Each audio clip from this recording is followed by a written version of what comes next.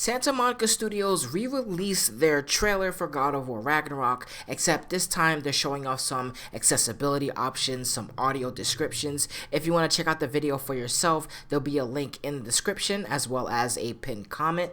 But I want to talk about some of the things that they added. I want to show off some of the accessibility options and show that this game has had some graphical improvements to it. They did change it up from the first time you saw this trailer. I want to go through some details.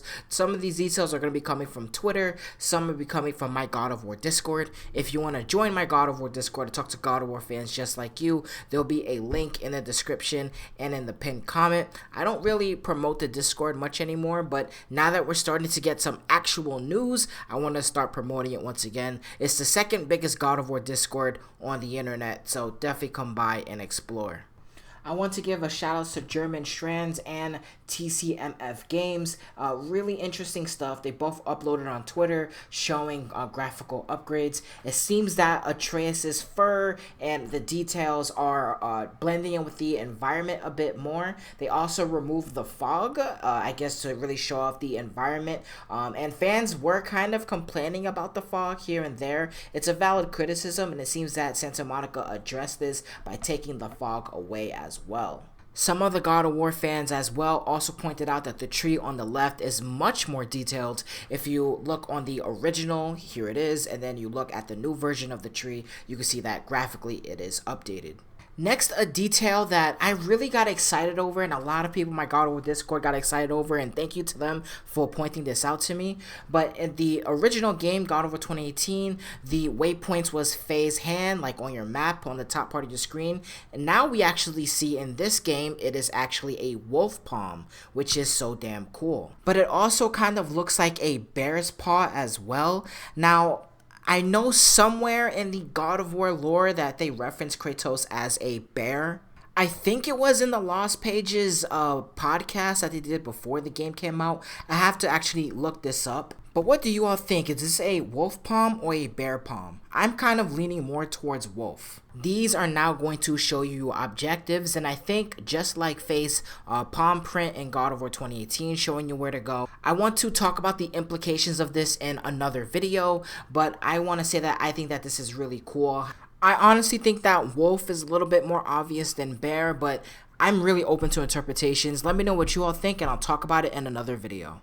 Before I move on to the accessibility options that Santa Monica actually provided for us, I want to talk about these two scenes as well. We saw earlier that they actually did take out the fog during a conversation between Kratos and Atreus, but in these shots they actually left it in, and you can tell that the way they're using the fog is really much better in these two scenes where Atreus is blending into the environment. Again, I think they're really trying to push the environment and the world around them with the snow and everything like that, and I think that these parts are a lot better. We saw something very similar with God of War 2016, the very first demo that they showed, versus what actually came out. There was a lot of graphical upgrades around the Leviathan axe as well, so I'm really happy for all of these changes. But let's get into the accessibility options.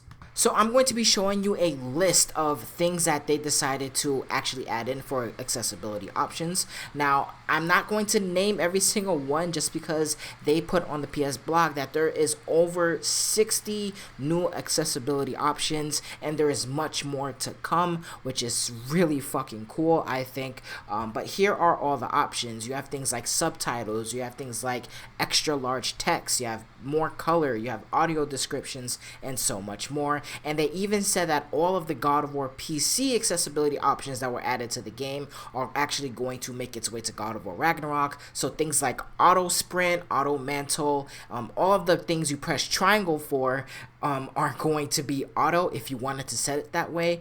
For me personally, I'm not going to do that for my first playthrough. I'm going to make everything manual like God of War 2018. But my second playthrough, I am definitely going to turn on auto sprint and auto mantle and stuff like that.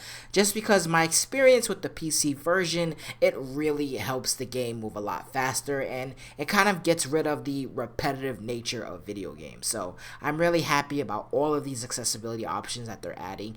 But thank you all for watching this video. I think that this is a sign that we're going to get more information trickling down. I think starting with accessibility is really cool, but I think that we're going to get some real information, and I'm happy to be on the grind again, making videos on the fly, reacting to things.